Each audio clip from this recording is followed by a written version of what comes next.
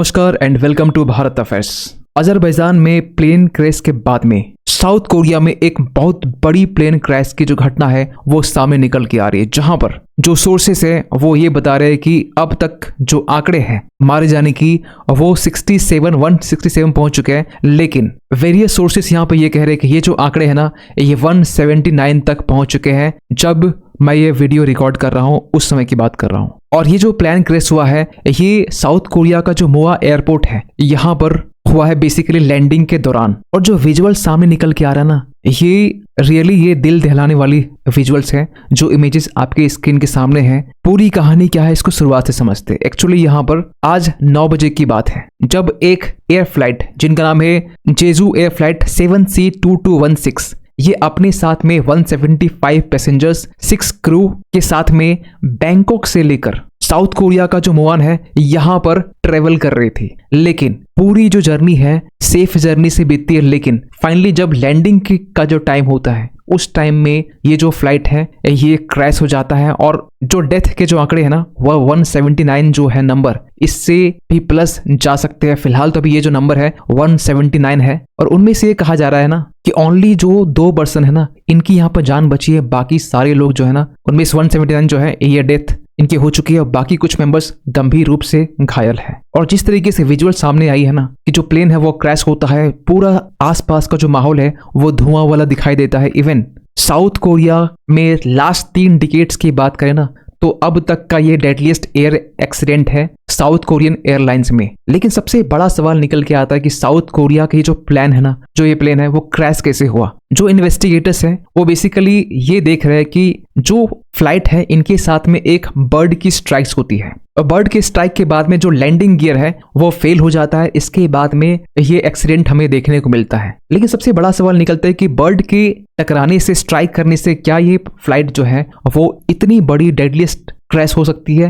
हो सकती है। देखिए 65% ये माना जाता है कि जो बर्ड्स स्ट्राइक करते हैं प्लेन के साथ में वो तो प्लेन क्रैश नहीं होता, लेकिन 45% चांसेस है। मतलब ये हुआ कि अगर बर्ड प्लेन के किसी बॉडी पार्ट में टच होता है तो इससे कोई क्षतिग्रस्त नहीं होते, लेकिन अगर बर्ड इंजन से टकराती है या इंजन में फंस जाती है तो उस दौरान यहाँ पर जो प्लेन है वो क्रैश हो सकता है। और यही चीजें कहीं ना कहीं यहाँ पर हमें देखने को मिल रहा है। लेकिन जो पैसेंजर्स अंदर बैठे हुए थे जो ये नज़ारा देखे कि जो बर्ड है वो स्ट्राइक करती है प्लेन के साथ में और उन्हें ये मालूम चल जाता है कि ये जो प्लेन है अब वो क्रैश करने वाली है, तो कुछ पैसेंजर जो है अपनी फैमिली से कॉल में बात करते हैं और ये लास्ट वर्ड अपनी फैमिली से कहना चाहते हैं। और यहाँ पर टाइप भी करते हैं शुड आई से लास्ट वर्ड, क्योंकि इन्हें मालूम चल चुका था अब ये जो प्लेन है वो क्रैश होने वाला है। और जो पायलट है उन्हें भी मालूम चल चुका था कि ये जो प्लेन है अब लैंडिंग में कहीं ना कहीं डिफिकल्टीज आ रही थी, क्रैश होने की जो संभावना है वो बन रही थी। तो यहाँ पर पायलट की तरफ से जो मे डे कॉल होता है ना, मतलब यहाँ पर जब इमरजेंसी लैंडिंग होती है, मतलब या तो प्लेन में फ्यूल कम हो या कुछ ऐसी इमरजेंसी सिचुएशन खड़ी आ चुकी हो, उस टाइम में मे डे यहाँ पर कॉल किया जाता है। इसके दौरान यहाँ पर हर एक पैसेंजर्स को यहाँ पर अलर्ट किया जाता है कि ये जो प्लेन है लैंडिंग होने वाली है और कुछ भी यहाँ पर हो सकता है। और मे डे कॉल करने के 1 मिनट के बाद में एक इल फैटेड अटेम्प्ट किया जाता है लैंडिंग को लेकर। और यहाँ जो लैंडिंग की जाती है, कहा यह जाता है कि बेली लैंडिंग यहाँ की जाती है। बेली लैंडिंग का मतलब यहाँ पर यह हुआ कि जो प्लेन है जो उनके चक्के होते हैं ना उससे लैंडिंग ना करवा, क्योंकि वो बेसिकली फंस चुका था वो व्हील जो होता है। तो यहाँ पर बेली लैंडिंग मतलब ये हुआ ये जो पूरा हिस्सा होता है इसके जरिए यहाँ पर लैंडिंग कराई जाती है। और यही बेली लैंडिंग के दौरान में जो विंग्स होते हैं ये विंग यहाँ पर जो वॉल होते हैं उस वॉल से टकराती है और फाइनली ये क्रैश ये जो प्लेन है वो हो जाती है। इवन की फायर ऑफिसर्स का यहाँ पर ये मानना है कि जब इसमें आग लगी ना तो आग को पूरी तरह बुझाने से पहले ये जो प्लेन है कंप्लीटली यहाँ पर डिस्ट्रॉय हो चुका था। इवन और जो पैसेंजर्स यहाँ पर कोशिश कर रहे थे खासकर एयरक्राफ्ट से इजेक्ट करने के को लेकर, उनके भी चांसेस कम थे खासकर सर्वाइवल को लेकर, क्योंकि यहाँ पर जो ये प्लेन है वो कंप्लीटली डिस्ट्रॉय हो चुकी थी। यहाँ पर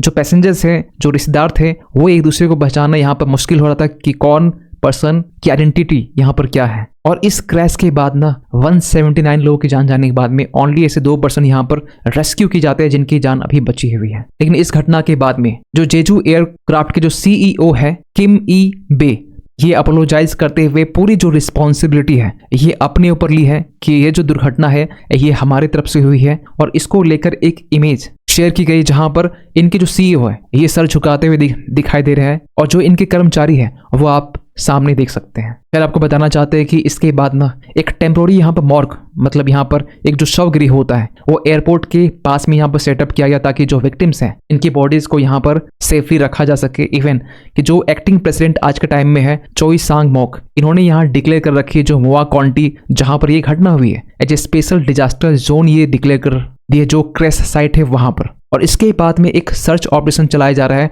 ऑल आउट एफर्ट्स के लिए। लेकिन रिसेंटली जो साउथ कोरिया में हमें देखने को मिल रहा है ना, चाहे वो एविएशन डिजास्टर हो जो रिसेंटली प्लेन क्रैश हुआ है, या फिर इसके पहले आपने एक चीज नोटिस की होगी कि जो पॉलिटिकल लीडरशिप क्राइसिस हमें देखने को मिलता है, जहां पर मिस्टर यून जो है इसके अगेंस्ट इम्पीचमेंट मोशन लाया जाता है और इसे इम्पीच किया जाता है। इवन कि इसके बाद में जो प्रेसिडेंट बनाए जाते हैं उसे भी इम्पीच किया जाता है। मतलब वो देश जो आज के टाइम में एक डेमोक्रेटिक कंट्री है, फुल डेमोक्रेसी जिसको एक दर्जा दिया गया है, वहां पर एक पॉलिटिकल लीडरशिप की क्राइसिस हमें देखने को मिलता है। और अब वहां पर जो एक्टिंग प्रेसिडेंट है जिनका नाम कोई सांग मोक है, ये अभी फिलहाल वहां के प्रेसिडेंट हैं। खैर इस घटना के बाद में ना इंडिया ने अपनी तरफ से डीप सैडनेस एक्सप्रेस करते हुए कहा कि to families of South Korea's जिनकी जो मेंबर्स है यहाँ पर इस दुर्घटना में यहाँ पर जान गई है उनके लिए। इवन कि रिसेंटली आपने ये भी नोटिस किया होगा कि जो अजरबैजान एयरलाइंस है, इस एयरलाइंस में भी यहाँ पर जो प्लेन है वो क्रैश होता है कजाकिस्तान में, और इसके पीछे रीजन बताया जाता है एक्सटर्नल इंटरफेरेंस। वैसे इसको लेकर यहाँ पर व्लादिमीर पुतिन की तरफ से सॉरी भी कहा जाता है। और ये जो घटना थी ना, जो प्लेन था बिल्कुल इस तरीके से, इसके जो टुकड़े हैं ना, जो पुर्जे हैं वो इस तरह दिखाई दे रहे हैं जैसे कि आप स्क्रीन में देख पा रहे होंगे। और ये चीजें आज के टाइम में इतनी कॉमन हो चुकी है जो प्लेन क्रैश की जो घटना है, कि हाल ही में यहाँ पर इसी साल की हम बात करें, जुलाई की हम बात करें, जब नेपाल में एक प्लेन क्रैश होता है सॉरी एयरलाइंस में, जहां 18 लोगों की जान जाती है, जिसमें टोटल जो पैसेंजर्स थे 19 ही थे। लेकिन अगर इंडिया की बात करें ना, तो इस साल जो मिग 29 फाइटर जेट है ये भी क्रैश किया था आगरा के पास में।